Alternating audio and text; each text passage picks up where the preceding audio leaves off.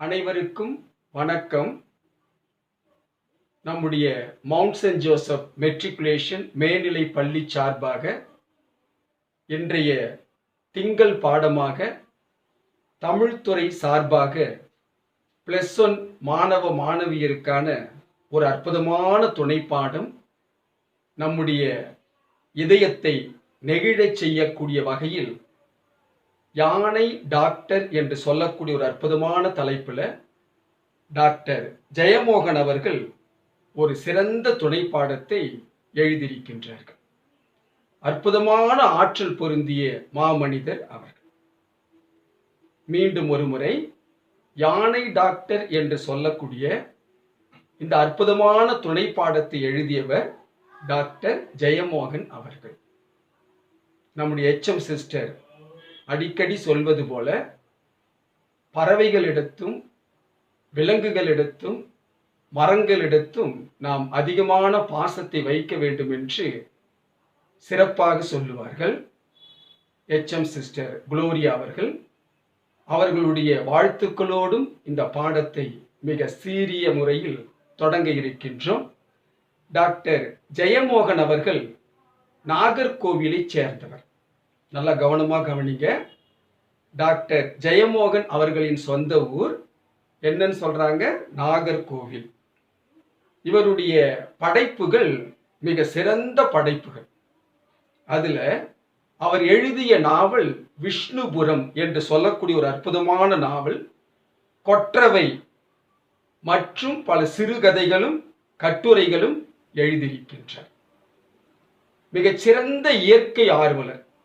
இயற்கை ஆர்வலர்னா என்ன அப்படின்னாக்கா, நிலம், நீர், தீ, காற்று, ஆகாயம், விலங்குகள், எங்கெங்கெல்லாம் இயற்கையினுடைய தன்மை மிக சீரும் சிறப்புமாக சுடர்விட்டு பிரகாசிக்கின்றதோ அதன் மீது மனிதன் ஆர்வத்தை செலுத்த வேண்டும்.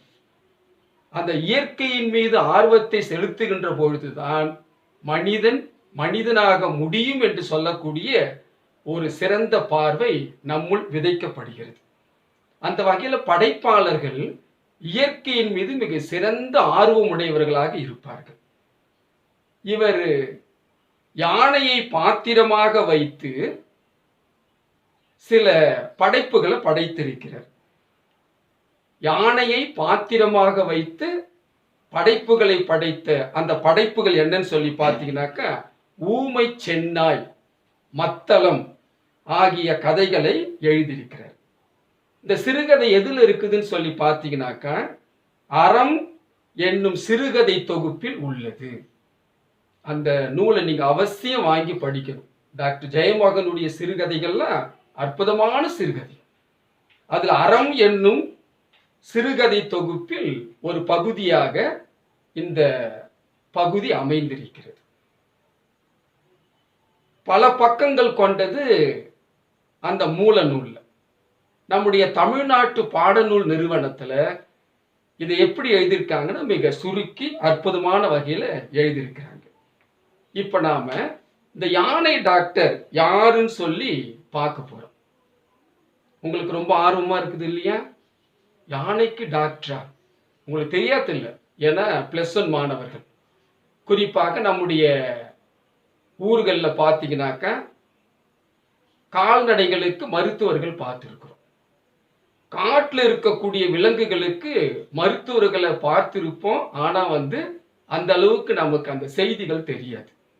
இங்க நம்முடைய நகர்ப்புறங்கள்ல நாய்க்கு, ஆட்டுக்கு, மாட்டுக்கு இந்த மாதிரி ஏதாவது ஒரு நோய் வந்துச்சுனாக்கா கொண்டு சென்று கால்நடை மருத்துவமனைகளில் அதுக்கு நாம் என்ன பண்றோம்?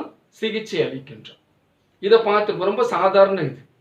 காட்டில் வாழக்கூடிய விலங்குகளுக்கு மருத்துவம் பார்க்கக்கூடிய ஒரு அற்புதமான மாமனிதர், உலகத்தின் தலை சிறந்த மனிதர் யாருன்னு சொல்லி பார்த்தீங்கன்னாக்கா, டாக்டர் வி கிருஷ்ணமூர்த்தி அவர்கள்.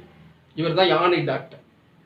டாக்டர் வி கிருஷ்ணமூர்த்தி அவர்கள் தான் ஒரு சிறந்த யானையினுடைய சிகிச்சையை மேற்கொள்ளக்கூடிய அற்புதமான ஆற்றல் பொருந்தி மாமனிதராக விளங்குகிறார்கள்.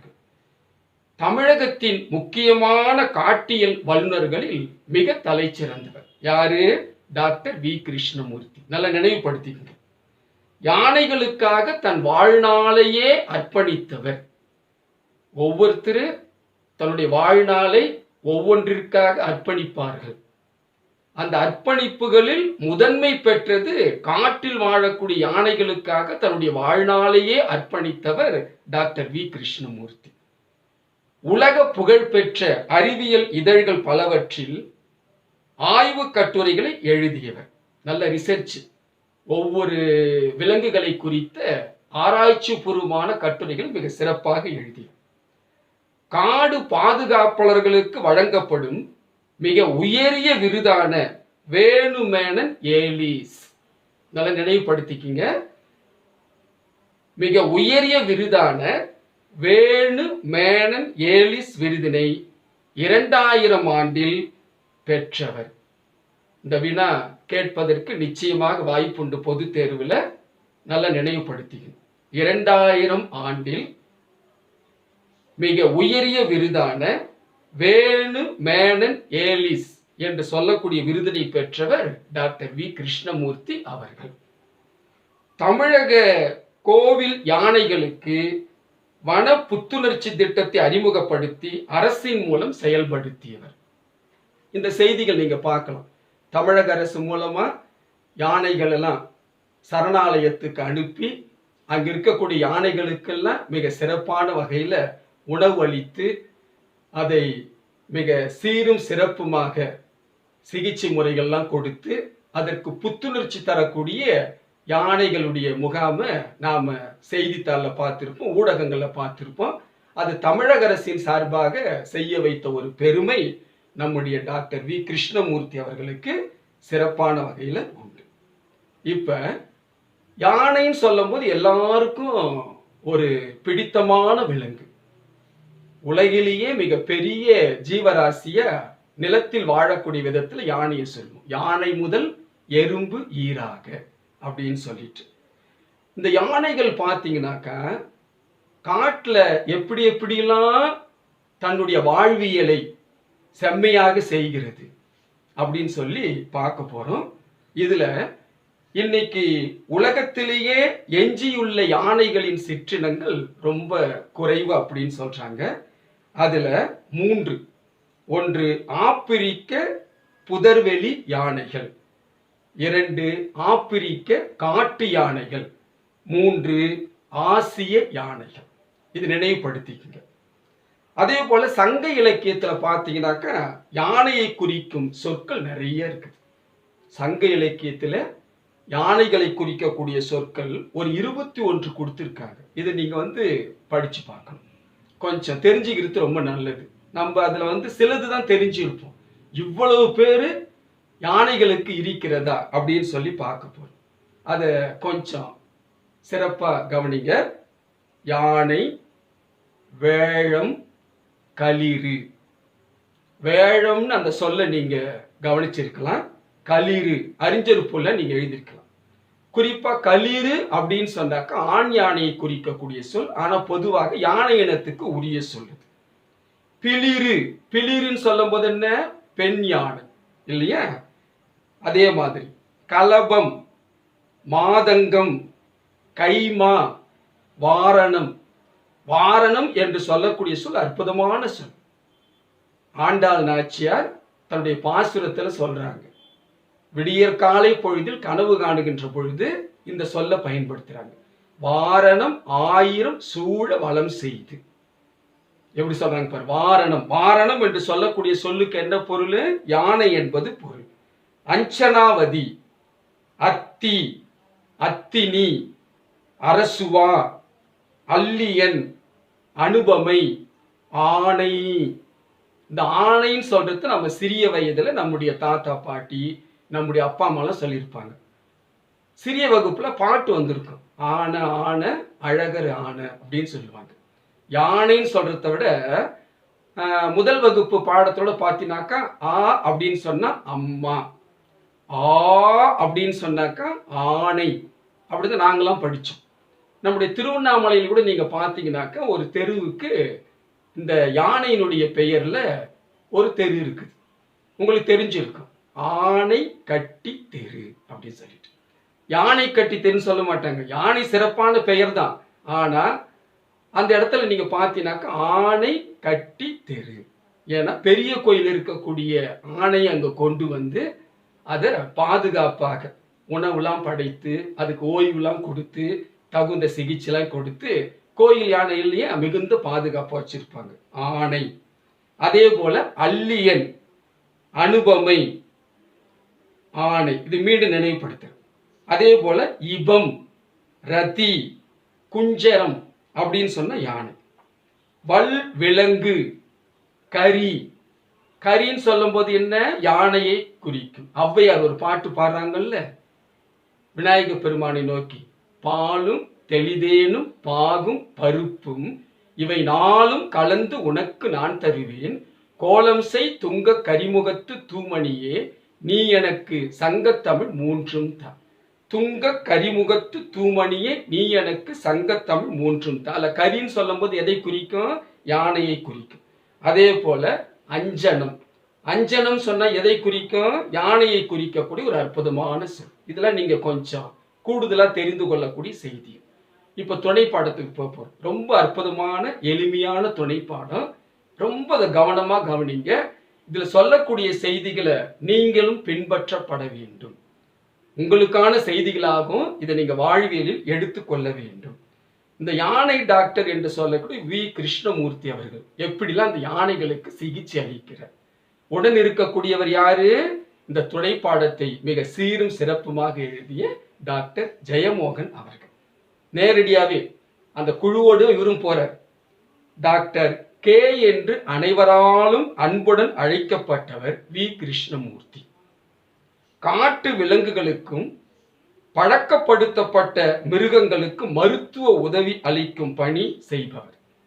அது ஒரு அர்ப்பணிப்பா செய்கிறார். காட்டில் இருக்கக்கூடிய விலங்குகளுக்கு அர்ப்பணிப்பா செய்யறது என்பது எப்பேற்பட்ட ஒரு செயல் பாரு. எப்படி இருக்கும்? மக்கள் நடமாட்டம் இருக்குமா?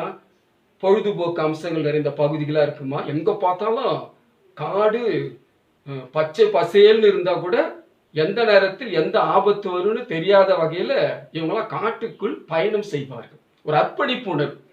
அந்த அர்ப்பணிப்பு உணர்வு இருந்தாக்க எந்த இடத்துலையும் எந்த செயலையும் ஒரு சாதனையாக செய்து முடிக்கலாம். ஆனால் அந்த காட்டை பத்தி சொல்லும்போது ராபர்ட் ப்ரௌஸ்ட் என்று சொல்லக்கூடிய ஒரு கவிஞன் அற்புதமா சொல்லுவான். The woods are lovely, dark and deep, but I have promises to keep, and miles to go before you sleep, and miles to go before you sleep என்று சொல்லுவான். இந்த காடு என்பது திக்கு தெரியாத ஒரு பகுதி. திக்குன்னு என்ன அர்த்தம்? திசைகள் தெரியாத பகுதி. எந்த பக்கம் போய் எந்த பக்கம் வரணும்னு சொல்லிட்டு தெரியாது. அந்த பகுதிகளை எவ்வளவு பெரிய ஒரு அர்ப்பணிப்பு உணர்வோடு டாக்டர் வி கிருஷ்ணமூர்த்தி அவர்கள் இந்த செயலை செய்கிறார். உலகத்தில் உள்ள பல நாடுகளில் உள்ள யானைகளுக்கு அவர்தான் மருத்துவ ஆலோசகர். யானைகளுக்கு ஏதாவது ஒரு வகையில ஒரு பாதிப்பு ஏற்பட்டால் இவர்தான் ஆலோசகராக இருந்து வழி நடத்தி அந்த செயலை மிக சீரும் சிறப்புமாக செய்து முடிப்பார்கள். அதே சமயத்துல யானையை பற்றி சில தகவல் நம்ம தெரிஞ்சிருக்கணும். எப்படி யானைக்கு நம்ம சிகிச்சை தர முடியும் இல்லையா? அது எப்படி சொல்ற பாருங்க. ஒரு யானைக்கு கால் வீங்கி அது காட்டில் அலைவதாக தகவல் கிடைக்க பெற்று டாக்டர் கே மற்றும் உடன் வனத்துறை அதிகாரி என்ற முறையில் ஜெயமோகன் ஆகியோர் முதுமலைக்கு சென்றனர். இந்த காட்சி எங்க நடக்குது? முதுமலையில நடக்குது. பழங்கால குதிரை பாதை வழியாக காட்டுக்குள் நெடுந்தூரம் சென்ற பின் ஜீப்பை நிறுத்திவிட்டு இறங்கி சென்றனர். காட்டு போய் எல்லா இடத்துக்கும் அந்த வாகனம் போகாது. இவருக்கு எந்த இடத்துல அந்த யானைகள் இருக்கு நல்லா தெரியும். இருக்கு துப்பாக்கியுடன் இரு வனக்காவலர்களும். ஏன்னா காட்டுல எந்த திசையிலிருந்து எந்த விலங்கு வரும், கொடி விலங்கா வந்தாக்கா ஆபத்தா போயிடும் இல்லையா? அதனால அந்த காட்டினை மிக சீரும் சிறப்புமாக அறிந்திருக்கக்கூடிய வனக்காவலர்களை கூட அழைச்சி போறாங்க. குறும்பர்கள். குறும்பர்கள் சொல்லும்போது யாரு அப்படின்னு சொல்லி பார்த்தீங்கன்னா அந்த காட்டில் வாழக்கூடியவர்கள், அந்த மலைவாழ் மக்கள். அவங்களையும் உடன் அழைத்துன்னு போறாங்க. ஏன்னாக்கா அவங்களுக்கு இந்த வழியெல்லாம் ரொம்ப எளிமையான வகையில தெரியும். ஏன்னா காட்டோடு வாழ்பவர்கள், மலைகளோடு வாழ்பவர்கள், இயற்கையோடு வாழ்பவர்கள். கடலுக்கு மீன் போல அவருக்கு காடு பழக்கப்பட்ட ஒன்று. கடலுக்கு மீன் எப்படி இருக்குமோ அந்த மாதிரி காடு வந்து அவருக்கு ரொம்ப பழக்கமான ஒரு இடமா. எவ்வளவு அழகான இந்த வார்த்தையை பயன்படுத்தினார். சிறிது நேரத்தில் யானைகளின் வாசனை வந்தது. யானைகள் இருக்கக்கூடிய அந்த பகுதியிலிருந்து அந்த யானையினுடைய வாசனை வருதான். அதை கண்டுபிடிக்கிறாங்க பாருங்க. அப்ப என்ன அர்த்தம்? எந்த அளவுக்கு அந்த காட்டினுடைய விலங்குகளோடு ஒன்றி இருந்தால் இந்த செயல் சிறப்பா இருக்கும் பாருங்க. இவர்களை யானைகள் கவனித்து விட்டன, பார்த்துச்சு. 12 யானைகளும் 4 குட்டிகளும் மூங்கில் புதர்களுக்குள் மேய்ந்து கொண்டிருந்தன. எப்படி சொல்ற? மருத்துவம் பார்க்க தயாராதல். இப்ப வந்து பாதிக்கப்பட்ட யானைக்கு டாக்டர் கிருஷ்ணமூர்த்தி அவர்கள் மருத்துவம் பார்க்க போறார்.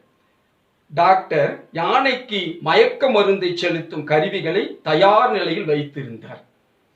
அந்த துப்பாக்கி போன்ற ஒன்றில் குண்டாக இருக்கும் மாத்திரையை வைத்தார்.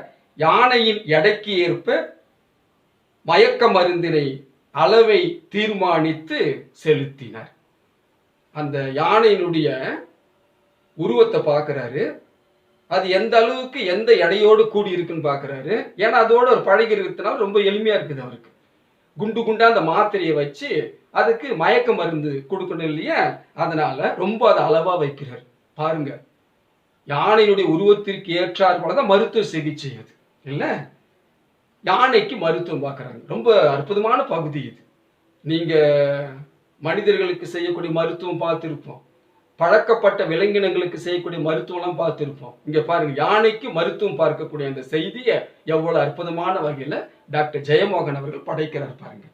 காயம்பட்ட யானைக்கு டாக்டர் கே மருத்துவத்தை தொடங்கினார். அவர் ரொம்ப அந்த இன்ஷியலோட கூப்பிடுறாங்க. டாக்டர் கே, பெயரிட்டு அழைக்கல, டாக்டர் கே அப்படின்னா யாரை குறிக்கும்? கிருஷ்ணமூர்த்தியை குறிக்கும். மற்ற யானைகளும் அவர்களை கூர்ந்து பார்த்தன. அது ஒத்துழைப்பு தருது பாருங்க இல்ல. யானையின் காலில் பாதி கண்ணாடி குப்பி ஒன்று பாதத்தில் முழுமையாக ஏறி இருந்தது. கண்ணாடி குப்பினா என்ன அர்த்தம் அப்படின்னாக்கா, அந்த கண்ணாடியினுடைய குப்பி என்பது அந்த பாட்டில் அப்படின்னு சொல்றோம் இல்லையா, அது காலுக்குள்ள போய் நல்லா ஏறி இருக்குது. எவ்வளவு வருத்தமான ஒரு செய்தி பாருங்க. எப்படி இருந்துச்சா? யானையின் காலில் பாதி கண்ணாடி குப்பி ஒன்று பாதத்தில் முழுமையாக ஏறி இருந்தது. இப்ப எப்படி துடிச்சிருக்கும் அந்த யானை, எப்படி வழியில் அது கத்தி இருக்கும், கதறி இருக்கும், இல்லை அழுது இருக்கும். ஆனா அது அழுவாதான், அது பின்னாடி சொல்ல பாருங்க. அப்படி அதை சுற்றி சீழ்கட்டி வீங்கி இருந்தது. பாவம் இல்லை, நமக்கே ஒரு சின்ன ஊசி குத்திக்குச்சுனாக்கா இல்லை, அதே மாதிரி ஒரு சின்ன செதால் அப்படின்னு சொல்றோம் இல்லையா, நாற்காலி எடுக்கிறோம் ஓரத்தில் இருக்குது இல்லை மேசை இதெல்லாம் இருக்கக்கூடிய பகுதியில் அப்படி இழுக்கும்போது டக்கு நம்ம கையில் குத்திக்கும் போது, இல்லை ஒரு தொடப்பத்தை எடுத்து நம்ம பெருக்கும் போது கூட அதில் இருக்கிற ஒரு சின்ன செதால் நம்ம கையில் குத்திச்சுனாக்கா நம்ம வழியில் துடிச்சிடும். எவ்வளோ பெரிய ஜீவராசி இல்லை அது, அதில் சீழ் கட்டிச்சோம். அதை டாக்டர் கோடாரி என்ற கருவியால் வெட்டி எடுத்தார். அந்த விலங்கினங்களுக்கு பயன்படுத்தக்கூடிய ஒரு இன்ஸ்ட்ருமெண்ட், ஆயுதம். அந்த ஆயுதம் வந்து கோடாரி மாதிரி தான், ஏன்னா பெரிய விலங்கு இல்லையா, அதனால அதுல வெட்டி எடுக்கிறாராம். பாத்தீங்கன்னாக்கா தலையணை அளவுக்கு பஞ்சை எடுத்து அதில் மருந்தை நனைத்து உள்ளே திணித்து இறக்கி வைத்து பெரிய துணி ஒன்றில் சுற்றி கட்டினார். பாரு, எப்படி கேட்கும் போதே நமக்கு எவ்வளவு நடுக்கமா இருக்குது பாருங்க. பதிந்திருந்த கண்ணாடி குப்பியை எடுத்து எறிந்தார். உள்ள இருக்கிற அந்த கண்ணாடி குப்பி எடுத்திருக்க அந்த யானை ஒரு ஒத்துழைப்பு கொடுத்தாதான் செய்ய முடியும் இல்ல. பாருங்க, அதன் பசை இறுக்கமாக ஒட்டி கொள்ளும். அதை சுத்தி கட்டும் போது என்ன ஆகுமா, அந்த உள்ள இருக்கிற பசை வந்து இறுக்கமா அதுல வந்து ஒட்டி கொள்ளும். அதன் மேல் கரிய சேற்றை அள்ளி பூசினார். இந்த காட்டுல சேறு இருக்குது இல்ல, அதுல கருமையான சேறு, அது கொஞ்சம் மருத்துவ குணம் நிறைந்தது. வெள்ளை நிறம் யானைக்கு பிடிக்காது. யானைக்கு பிடிக்காத ஒரு நிறம் எது? வெள்ளை நிறம். சேறு பூசவில்லை என்றால் காலை நொண்டிக் கொண்டே இருக்கும் அப்படின்னு சொல்ற. நோண்டிக் கொண்டே இருக்கும், நொண்டிக் கொண்டே இருக்கும். பார்த்தீங்கன்னாக்கா அந்த சேரை பூசலைனாக்கா என்ன ஆகும், அதுக்கு அந்த வலி இருக்கும் இல்லையா. பொதுவா நமக்கே காலில் ஒரு கண்ணாடி குத்திக்கிச்சு முள்ளு குத்திச்சுன்னா நம்ம என்ன பண்ணுவோம்? நமக்கு எவ்வளோ கஷ்டம் இருக்கு இல்லையா? அவ்வளோ பெரிய ஜீவராசிக்கு எப்படி இருக்கும் இல்லையா? மனிதனின் கீழ்மை இதெல்லாம் ஏன் ஏற்படுது? காட்டில் போய் கண்ணாடி குப்பி எரியக்கூடிய அளவுக்கு அந்த செயலை யார் செஞ்சிருப்பாங்க இல்லையா? அது ஏன் சொல்றப்ப இதை நம்ம கவனிக்கணும். ஆறறிவு படைத்த மனிதனுடைய கீழ்த்தரமான செயல்களால் இந்த காட்டில் வாழக்கூடிய விலங்கினங்கள் எவ்வாறெல்லாம் பாதிக்கப்படுகிறது அதை சொல்றார். சுற்றுப்பயணம் என்ற பெயரில் காட்டுக்கு வரும் வசதியானவர்களும், இந்த வார்த்தை பயன்படுத்துறாரு பாருங்க, படித்தவர்களும், படிச்சவங்க கூட கீழ்த்தரமான செயல்ல ஈடுபடுறான்னு சொல்ற. குடித்து விட்டு அங்க போய் என்ன பண்றான்? காட்டுல போயிட்டு குடிப்பழக்கத்துக்கு அடிமையானவன் போய் அந்த செயலை செய்யலாம். பாத்தீங்கன்னாக்க மது குப்பிகளை மரத்தின் மீது வீசி உடைக்கின்றனர். இல்ல, அந்த குடிப்பழக்கத்துக்கு அடிமையானவன் அந்த இடத்துக்கு போகும்போது அதை ஒரு பெரிய சிறந்த ஒரு பொழுதுபோக்கு போல என்ன பண்றான்னா குடிச்சிட்டு அந்த மது குப்பிகளை ஒரு ஓரமா வீசி எரிஞ்சாவிட பரவாயில்ல, அதே தவறுதான். அது என்ன பண்றான்னா மரத்து மேல ஓங்கி அடிக்கிறான். அடிச்சோன்னு என்ன ஆகுது? தூள் தூளா போயிடுது. பாத்தீங்கன்னா அவன் மிகவும் ஆபத்தானவன். அப்படிங்கிறவெல்லாம் யாரு? ரொம்ப ஆபத்தான மனிதன் இல்லையா? அதே சமயத்துல யானையின் அடிக்கால் எப்படி இருக்குமா? மணல் மூட்டை போன்றது. மணல் மூட்டை பார்த்துருப்போம் வீடு கட்டும் போதெல்லாம். இந்த மணல் மூட்டை பார்த்தீங்கன்னா பொதக்குன்னு இருக்கும், அப்படிதான் சொல்லுவாங்க. அப்ப அப்படி இருக்கக்கூடிய அந்த மணல் மூட்டை இருக்குது இல்லையா? அந்த மணல் மூட்டை எப்படி அந்த மாதிரி யானையினுடைய கால், ஏன்னா அத்தனை வலிமையும் யானையினுடைய அந்த கால்களுக்கு கிடைக்கிறது. நல்லா அழகா கவனிக்கணும். யானையின் அடிக்கால் மணல் மூட்டை போன்றது. நல்லா குறிச்சுக்கங்க. யானையின் மகத்தான எடையின் காரணமாக யானை உடைத்த மது குப்பிகள் மேல் நடக்கும்போது, யானை என்ன பண்ணுமா? அந்த உடைந்த மது குப்பிகள் மீது நடக்கும்போது அவை பாதங்களுக்குள் முழுமையாக புகுந்துவிடும், புதைந்துவிடும். ஏன்னா அதில் அழுத்தம் கொடுக்கும்போது என்ன ஆகுமா? கீழே உடைந்து இருக்கக்கூடிய அந்த மது குப்பிகள், அந்த பாட்டில்ஸ் என்ன ஆகும்? அப்படியே சரசரசரன்னு அதனுடைய காலுக்குள்ள புகுந்து புதைந்து உள்ள புகுந்துடும். பார்த்தீங்கன்னாக்க அதன் பின் யானையால் நடக்க முடியாது, சீழ்வைக்கும், பின்பு இறந்தே விடும்.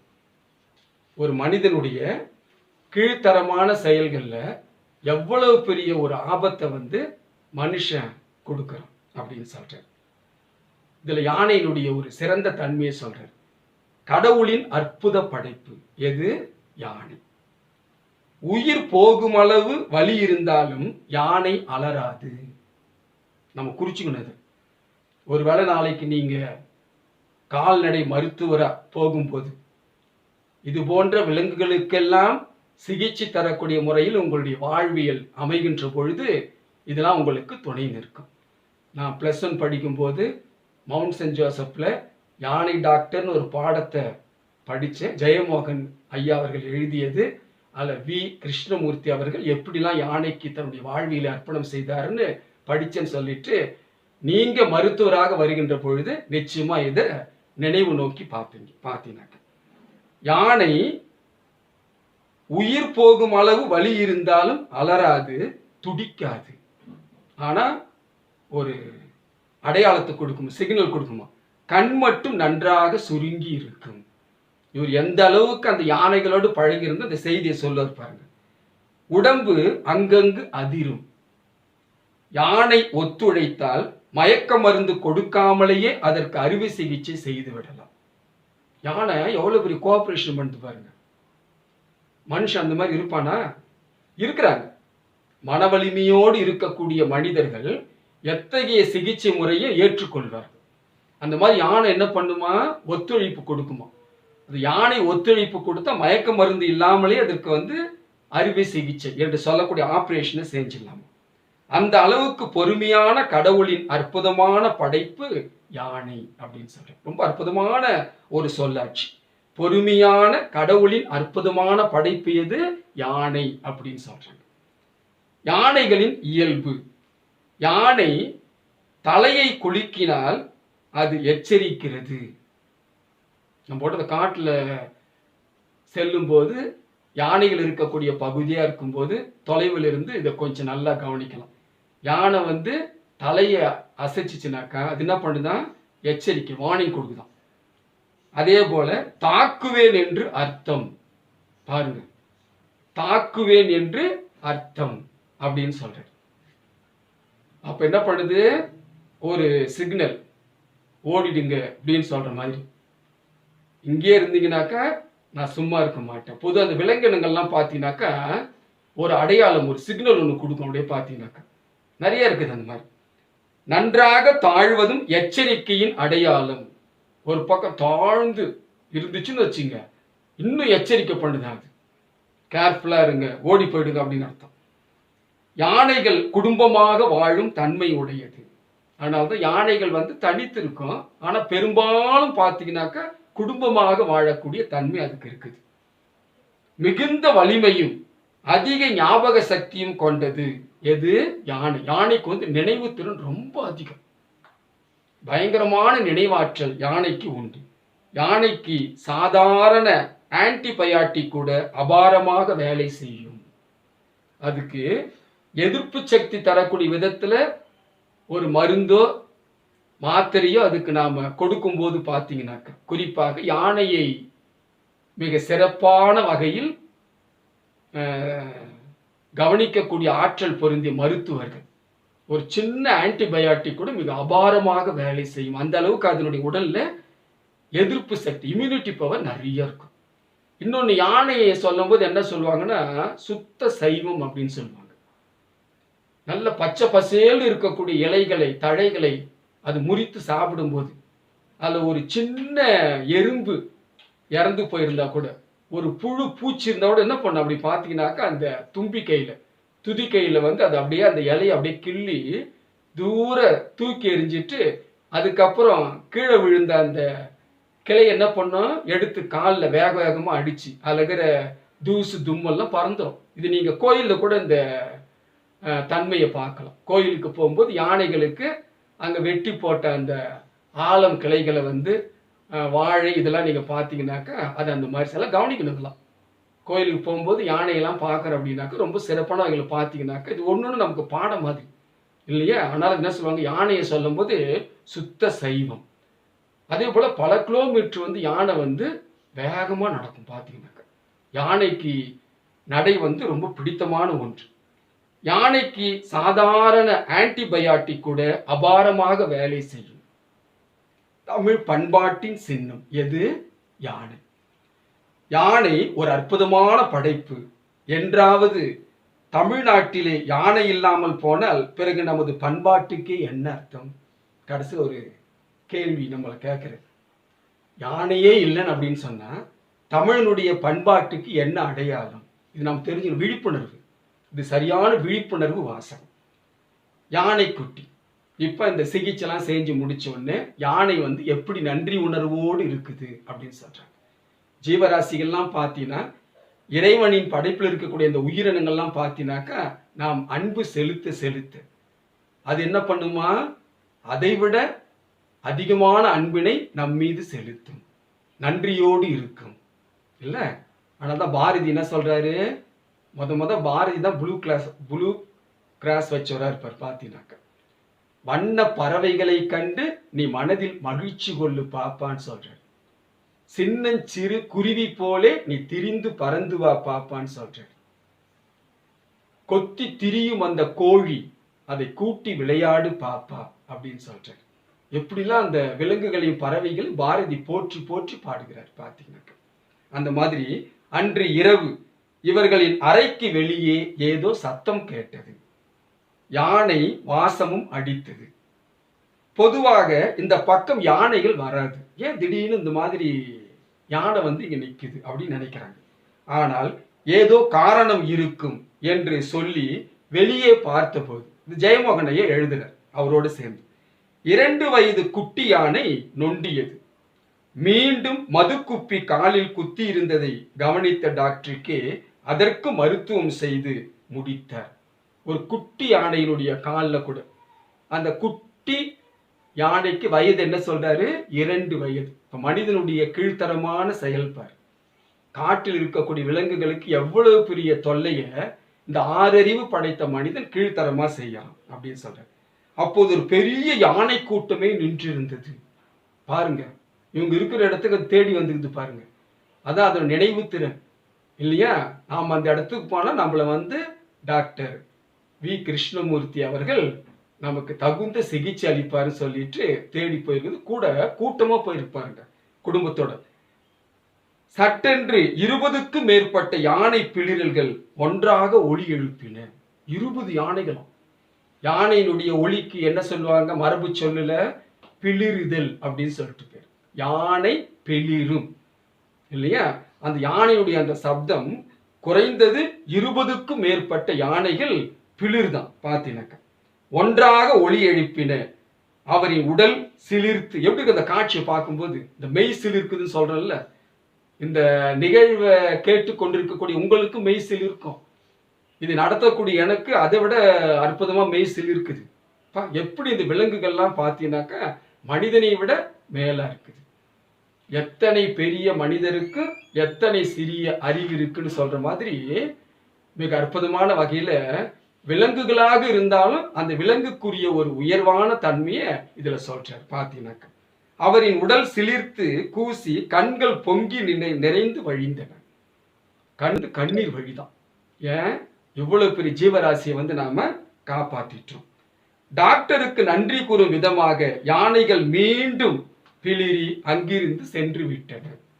டாக்டருக்கு நன்றி சொல்லுதான். அந்த பிளிரல் சத்தம் மூலமா ஒரு சப்தத்தை எழுப்பிட்டு டாக்டர் வி கிருஷ்ணமூர்த்தி அவர்களுக்கு என்ன பண்ணுதான் அப்படின்னாக்க நன்றி செலுத்துகிறது அப்படின்னு சொல்றேன். அப்ப உலகத்திலேயே மிக வலிமையான கடவுளின் படைப்புகளுள் அதிசயமான படைப்பாக இருக்கக்கூடிய யானை காட்டில் சுதந்திரமாக இருந்தாலும் அங்கே 6 அறிவு படைத்த மனிதன் செல்லுகின்ற பொழுது அந்த காட்டினுடைய இயற்கை தன்மையை அழிக்கக்கூடிய விதத்துல, விலங்குகளுக்கெல்லாம் தொல்லை தரக்கூடிய விதத்துல அவன் செய்யக்கூடிய அந்த கீழ்த்தரமான செயல்களை சொல்றாரு. இது நமக்கு நல்ல ஒரு விழிப்புணர்வு தரக்கூடிய ஒரு அற்புதமான வாசகம். அந்த செய்திகளாக நீங்க நிறைய பார்ப்பீங்க. காட்டுல வந்து யானைகள்லாம் வந்து எப்படி துன்பப்படுத்தப்படுகின்றது அப்படின்னு சொல்லி பார்ப்பீங்க இல்லையா? இந்த செய்திகள்லாம் வந்து நீங்க இன்னும் கூடுதலா வந்து நிறைய தெரிஞ்சுக்கணும். அதனால இந்த யானை டாக்டர் ஜெயமோகன் அவர்கள் எழுதிய இந்த பாடம் நிச்சயமா நமக்கு பொது தேர்வுக்கு எதிர்பார்க்கக்கூடிய விதத்துல அற்புதமாக முறையில வரக்கூடிய வாய்ப்பு இருக்குது. இதை வந்து நீங்க சிறப்பா நல்லா படிச்சு அதை நீங்க எழுதி பாருங்க. யானை டாக்டர் என்று சொல்லக்கூடிய துணைப்பாடத்தை இப்ப நடத்த வச்சு உங்களுக்கு இருக்கக்கூடிய புத்தகங்கள் மூலமாக, உங்களுக்கு இருக்கக்கூடிய குறிப்புகள் மூலமாக இதை நீங்க எழுதி பார்த்து என்ன பண்ணணும்? உடனடியா வந்து எங்களுக்கு இதை அனுப்பணும். மீண்டும் ஒரு முறை ஆசிரியர் குறிப்பு. டாக்டர் ஜெயமோகன் நாகர்கோவிலை சேர்ந்தவர். ஞாபகம் வச்சுக்கங்க. இவர் எழுதிய நாவல் விஷ்ணுபுரம் கொற்றவை. என்னென்ன நாவல் எழுதியிருக்கிறாரு ஆரம்பத்தில் சொல்லியிருக்கிறார். ஏன்னா இதெல்லாம் வந்து உங்களுக்கு எதிர்காலத்தில் நீங்க காம்படிட்டிவ் எக்ஸாமினேஷன் போட்டி தேர்வுகள் எழுதுகின்ற பொழுது இந்த செய்திகள்லாம் நிச்சயமா பயன்படும். அப்ப நினைச்சு பார்ப்பீங்க.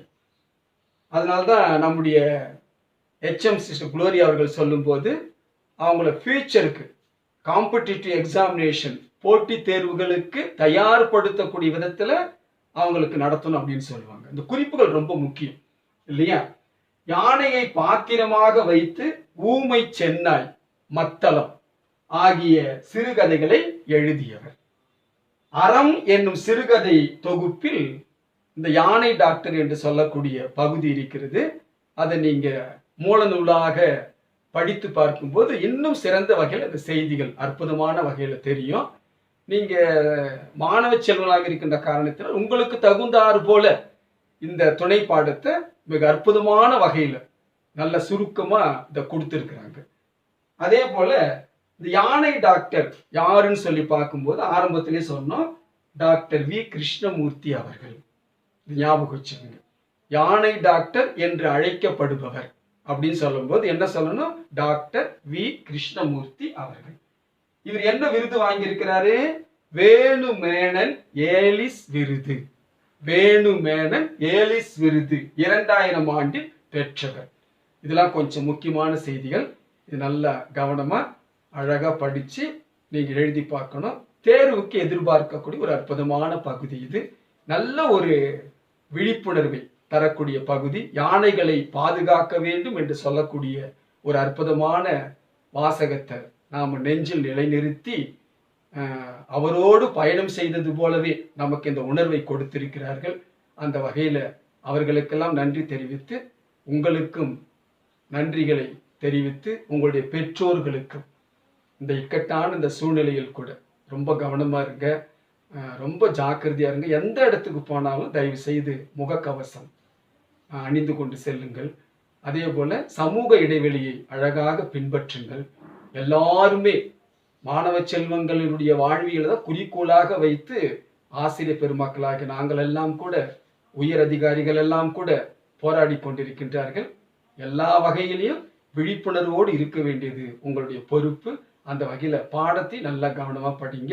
லட்சியத்தோடு ஒவ்வொரு பாடத்தையும் கவனமா படிங்க. நம்முடைய மவுண்ட் சென்ட் ஜோசப் மெட்ரிகுலேஷன் மேல்நிலைப்பள்ளி HM சிஸ்டர் அவர்களுக்கும் மீண்டும் மீண்டும் நன்றிகளை தெரிவித்து, ஒவ்வொரு ஆசிரியர் பெருமக்கள் சார்பாக வாழ்த்துக்களை தெரிவித்து இந்த துணை பாடத்தை நிறைவு செய்து விடைபெறுகின்றோம். நன்றி, வணக்கம். முடிஞ்சிடும். கரெக்ட்.